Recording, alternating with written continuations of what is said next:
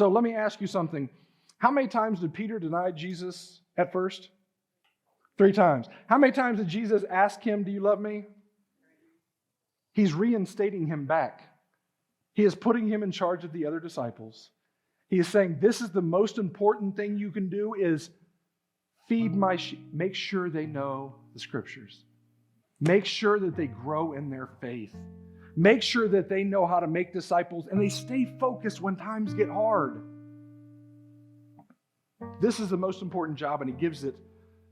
This is where the Catholic Church would say he's the first pope. He's the one who can make the rules and stuff like that. And he's just saying, dude, love on these kids.